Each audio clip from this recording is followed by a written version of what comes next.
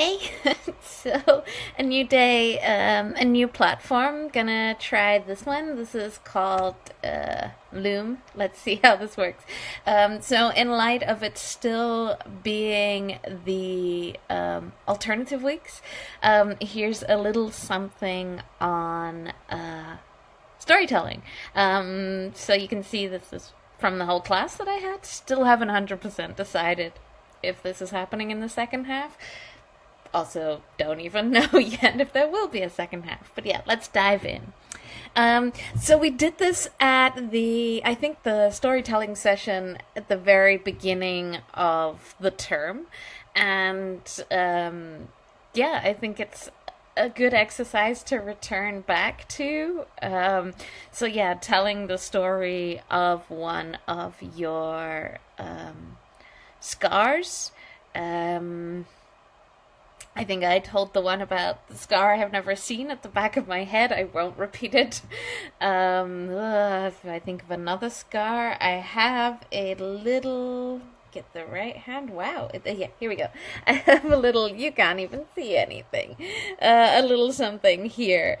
And it's from my sisters.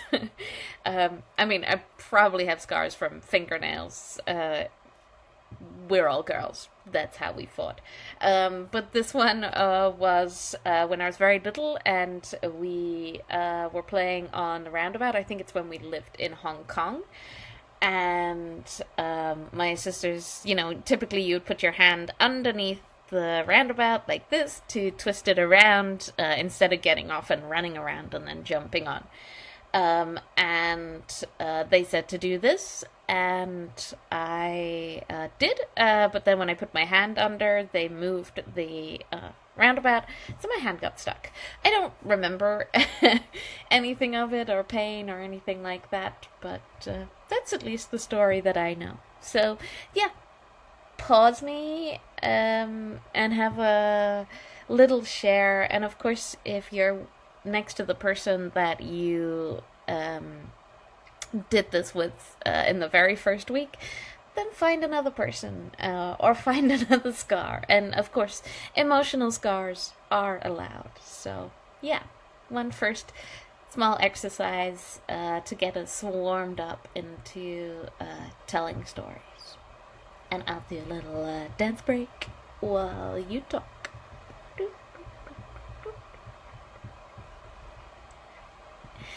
And we're back with exercise number 2. And that exercise is to tell a story in just 6 words. I want to say Hemingway. I'm pretty sure that this is not. But you see on the screen, for sale, baby shoes never worn. And this is a story in and of itself, and it leads your mind to go all sorts of different places. What could have happened? Why have these baby shoes, excuse the yawn, not been worn? What went on here? So that's now your task. Either your own story so far in 6 words, or some other random story, a 6-word story about the craziness that's going on right now, about IPC, about love, about chocolate, who knows. But yeah, just a little exercise there to do your 6-word story. And a little dance break again for me.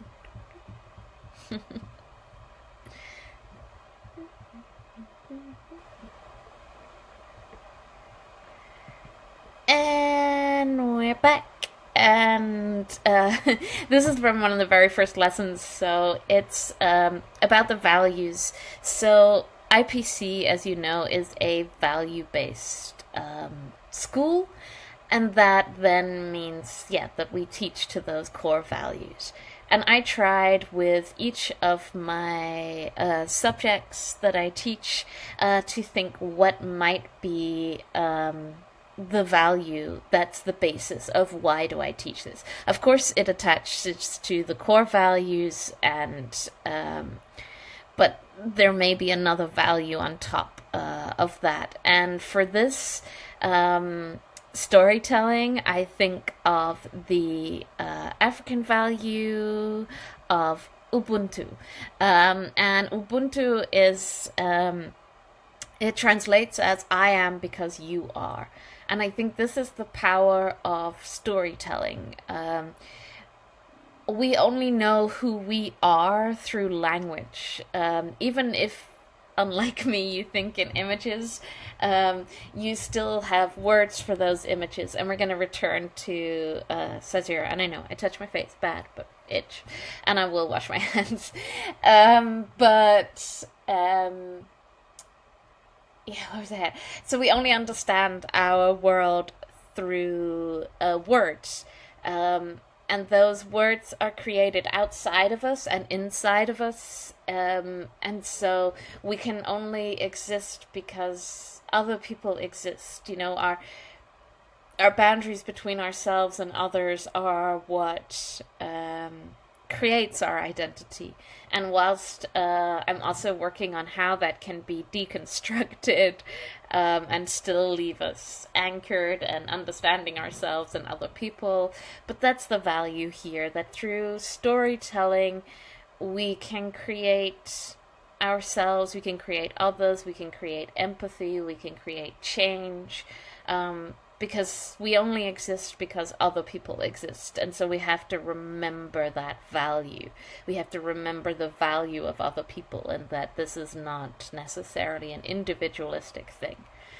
Stories are of other people, whether they're fictional or real, and those stories go into teaching us our values, our ways of going through the world, all these sorts of things. So a little aside into Ubuntu and what it means in relation to storytelling. There we go. I am because we are. Could have just changed the slide, Felicity. Little homemade sketch from that time when I had an iPad and my dreams of being an illustrator. This is not a good example of that. Basically, this is to say that storytelling is a relationship. It's a relationship between the storyteller and the audience. And in parts, it's a controlled relationship, and in parts, it is uncontrolled. What I mean by controlled. So, when we use words, we can convey a vague or a clear idea of something to somebody else. But we can never quite 100% control what's actually going on in the minds of our audience. If we describe everything down to minute detail, then we get more control. If we leave it a bit more vague, then we allow the audience more control. And actually, the magic of storytelling happens in this transference here, in terms of the storyteller gives something and the audience, they are always adding something. It's why, for example, when you read the book and then watch the movie, it might not align with what you were thinking, because you have filled in the gaps between what the storyteller says and what the audience does. I heard a terrifying example of this. I'm listening to an amazing book called Hood Feminism at the moment, and they were talking about the Hunger Games. Those of you that were managed the first week of my Alternative Sweets program, I'm not obsessed with Hunger Games. Apparently, it's a great example for so many things. But in this, there's the character Rue, who dies and is an innocent. And in Hood Feminism, she talks about how a lot of people were upset that Rue was a colored girl. Because colored and innocence is not the stereotype that we have in our minds, despite the fact that in the books Rue is described as having colored skin.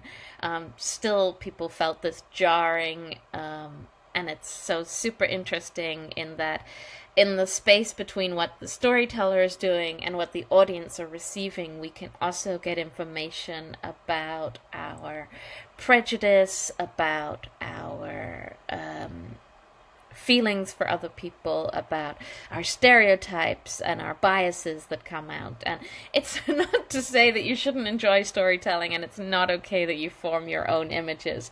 It's just, I think, in terms of if you're studying human behavior and those kind of things, it makes an interesting point. But yeah, just to say, that's what the slide is trying to say, that the magic of storytelling happens in that transference, and that transference will be different for all audience members.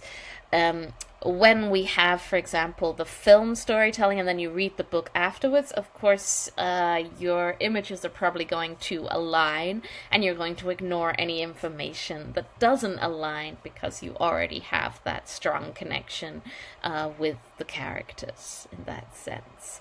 Yeah. A brain is like a sponge. It just takes in information. Of course, it also filters information. And also, I want to say a brain is not like a sponge.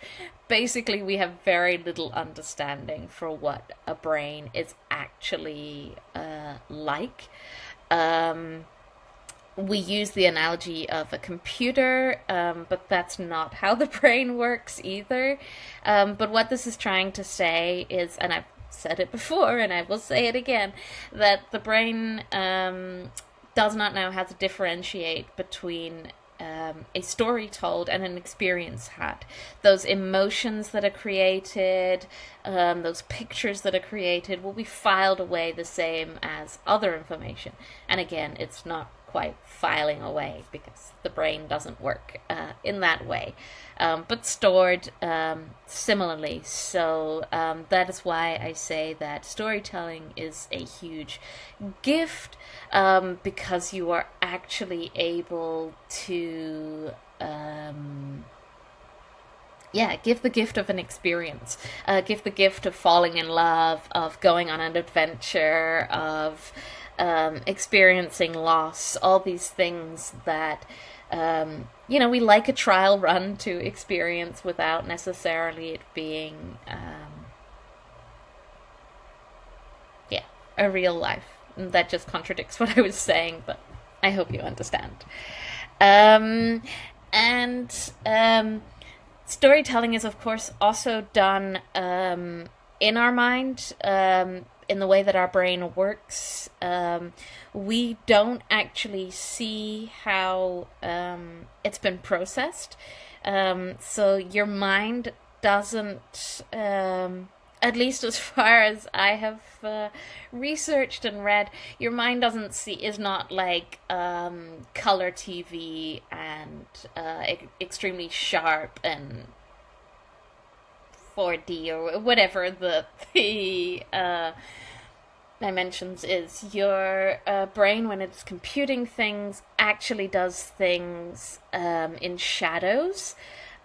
So you actually see shadows. So I'm just going to flip to the next slide and we can see how this works. So how you see is you see the lion, right? And that's how the eyes see. How does the mind work? Well, it sees a shadow. The eyes send a shadow to the brain, and then the brain has two tracks. It can search the library to see what is this, and what should I do about this. So that's the skull and crossbones demonstrating that this is a danger. Or you have the straight to danger, where your we call it the animal brain is, excuse me, accessed. That's not corona, it's just talking a lot without taking a break. But yeah, the animal brain is accessed and you go straight to the danger factor. So, the brain is not working in such clear images as the eyes are. Not sure what I want to say with this.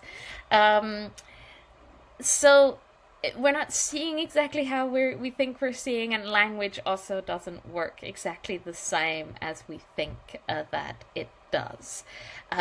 So if I were to block off, let me see, I think I can do that here. Let's take the black and we. Ooh. Ooh. Anyway, would have worked better if I did it before. Now it's going to be a bit difficult because you've already seen this image. But when you see an image, this is what you take in as what is meant by the words. But if you take away the image, it's taking a long time, probably, yeah, would be better. There we go. So if you take away the image, then the word allows you to create other images. So if the image had never been there, now the image came back, then you would see maybe a green apple, other things like that. It was fun that I can here. Always dangerous to have new tools. But yeah. So this okay, done. So I can go back, hopefully. Yes, there we go. So this shows that the object and the language are two different things. So this is Sageur, as you can see, name up here.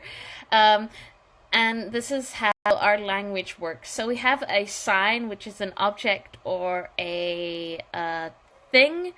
And then we have the signifier, which is the word or image. So even if you have, for example, the Mac sign, you're going to know, apple, that's what I'm looking at.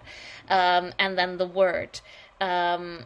And what we also have alongside that is the signified, which is the mental baggage that comes together with that concept. So when you see apple, you can see some examples there: fruit, freshness, healthy, temptation. If we're thinking, Adam and Eve, teacher's pet. I don't know if it's the same in all countries, but it used to be that if you're a teacher's pet, you bring an apple a day for the teacher. Computer, as I mentioned before. So this is how our language works. So the actual signifier could be anything. It doesn't necessarily, this is not an apple. Apple is the signifier. We could also have called this a bleh, and it would be a bleh, which would feel weird now because we know it as an apple, but this is also interesting in a place like IPC, where the signified could be very different. As I said, we have this idea of the teacher's pet, but maybe an apple means something different in different spaces. So this is also maybe an interesting exercise or project, if somebody wants something along those lines to do, of thinking about how the signified is different in different cultures. If we had a woman in a headdress here, what signified concepts would come differently in different parts of the world. But it's very interesting for me as a person who very much loves words, this idea that words are actually fictitious and made up and could easily change. We've now built languages and rules and all these things around it, but that's how we can introduce new words. And how in international ways, we'll notice, for example, at IPC we use a lot of images because the word might be different, right? This is apple in English, able in Danish, uh, Apfel, German, they're different words. These apple, not a great example because the words are similar, but we can have very dissimilar words that can mean the same thing. So it's a little intro to Caesura and language. And here's some examples of how language and the difference between what a storyteller can say and what the audience might receive. So we got some sentences here, and maybe close your eyes or look down if you're not comfortable closing your eyes in front of people, and have a think about what comes to mind. So, the most delicious cake in the world. You have the image, you have the taste, you have all those things. She was tall and slim and always getting wolf whistled at in the street. Wolf whistled is like this cat calling, whistling. You got an image? And then the mountains were tall and covered with snow. Got an image. So I hope really should have presenter view on this so I can see what's coming next. But yeah, the most delicious cake in the world. So I'm thinking, I'm not seeing an image because I don't see images in my mind, but I'm thinking cheesecake. This to me is the most delicious cake in the world. But you are maybe thinking a chocolate brownie, a muffin, a sponge of some sort, mooncake. I really don't know. You could be thinking many other things. And this, then, if a writer is putting down the most delicious cake in the world, it gives the audience the freedom to think about, and then you can see if then something came in the next sentence that was different to what you were thinking, then it would jolt a little bit. But it's the freedom of storytellers to create, but also give freedom to those listening. The girl, unfortunately, stereotype will often make this person white and blonde and blue-eyed, but hopefully there were some of you seeing something different when you were thinking of that tall, slim woman. Whatever. Well, and was she even a woman? I mean, it says she, but maybe it's a person that prefers those pronouns. Excuse me. Dust.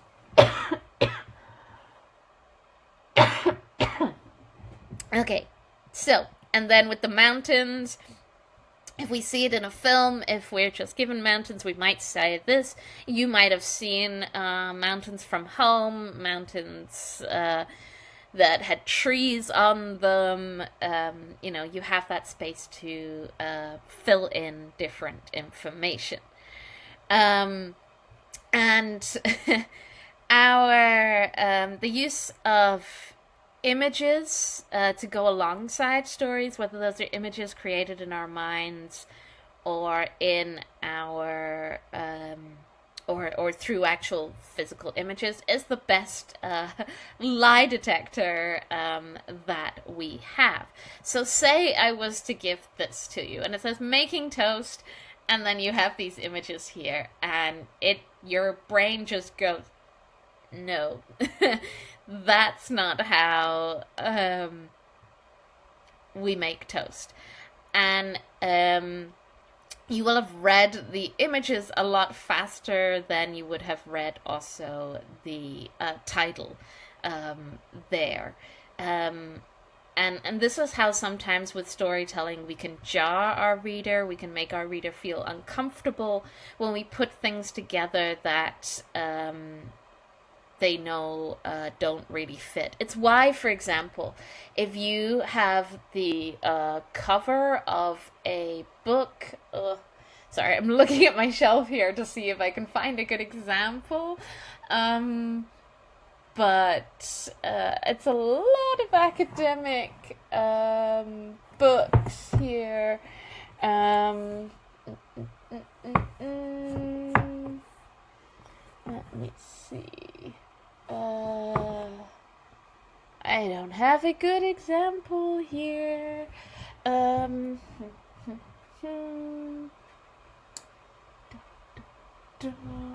oh, sorry, that was my knuckles being cracked.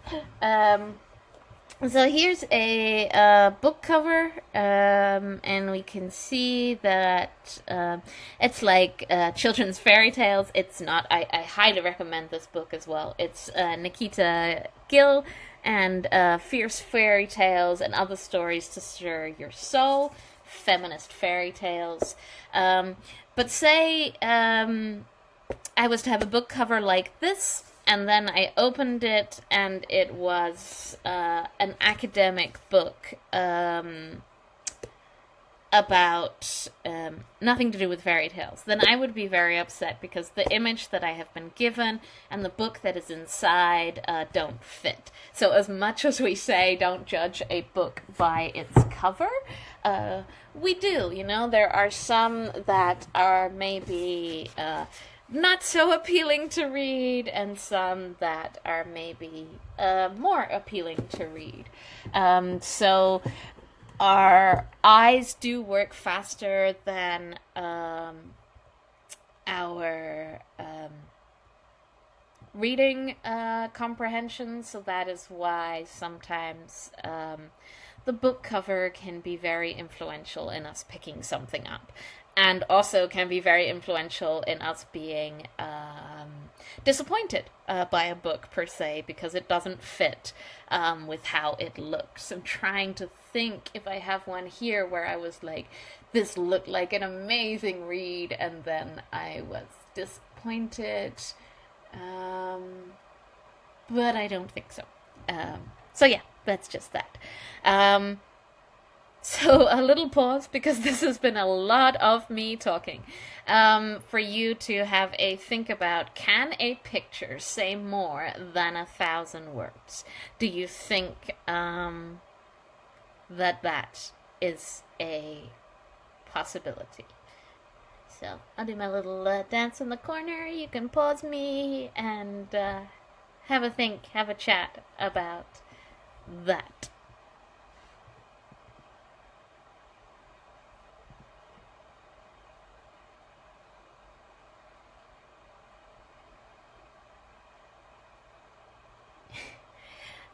I guess my answer to this is yes and no. Typical teacher answer that you can never be wrong then, because you're both right and wrong. A picture can be read much easier and can give, of course, a lot of information. But it also depends on how your brain works. I've talked about aphantasia before, so I see words more than I see images in my mind. And I mean, it depends on the 1,000 words that you're using. I think images are powerful, but words are also powerful, and that's why putting the two together is an incredible skill, and why storytelling is so powerful. What storytelling also does, just to return back to the start where I was talking about this rainbow of transference and how it could show the boundaries. So one of the powers of storytelling is that it helps us to build up our identity, whether it's the folk tales we know from our country, our family. You know, I mentioned the scar on my hand, that I don't actually remember the story, but I start to know who I am and who I was through the stories other people tell about me, because I don't have memories of that time. Also, with aphantasia, memories are a difficulty. Because images stick a little bit better than words necessarily do. But yeah, so it's both a power and a bane. Bane is like a negative thing of storytelling, that it can set up